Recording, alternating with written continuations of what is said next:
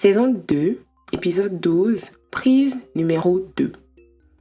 Je tiens absolument à ouvrir chaque épisode par une anecdote qui m'amène à l'expression ou au prénom du jour.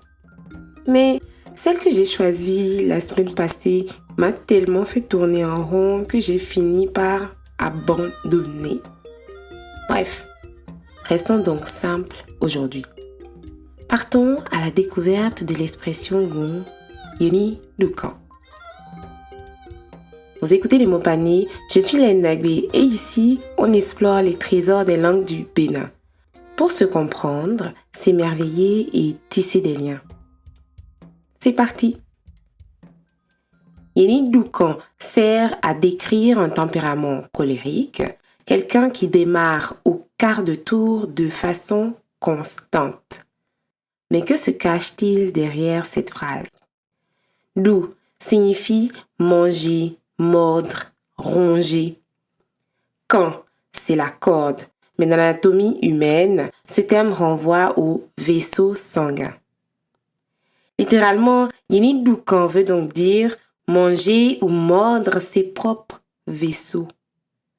Si vous vous souvenez de notre épisode sur Yeni Nyiranron pour désigner la sévérité, vous y verrez sûrement des similitudes. Néanmoins, Yeni Dukan évoque une souffrance physique bien plus marquée. Imaginez le supplice si à chaque perte de patience, il fallait se ronger les veines. Cette expression nous rappelle avec sagesse qu'en s'emportant à tout bout de champ, la première victime, c'est soi-même. On finit par dévorer sa propre santé en quelque sorte. Celui qui mange ses vaisseaux manque profondément de patience. C'est un être imprévisible dont on redoute les réactions, même face à quelque chose, une attention censée lui faire plaisir. Nous avons tous des jours sans où l'irritabilité prend le dessus, mais faire de la colère un mode de vie est épuisant.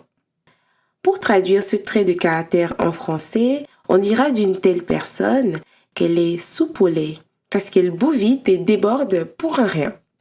Ou encore qu'elle a le sang chaud ou les nerfs à fleur de peau. Avant de nous quitter, j'ai une question pour vous. Connaissez-vous dans votre entourage quelqu'un d'abonné à ce genre de comportement, toujours prêt à exploser pour une broutille? Ou peut-être avez-vous une expression de chez vous pour désigner des colériques invétérés? Laissez-moi un commentaire, j'ai hâte de vous lire. Merci de m'avoir écouté. On se retrouve très vite pour une nouvelle découverte.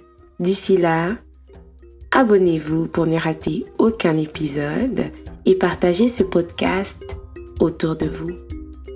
À bientôt!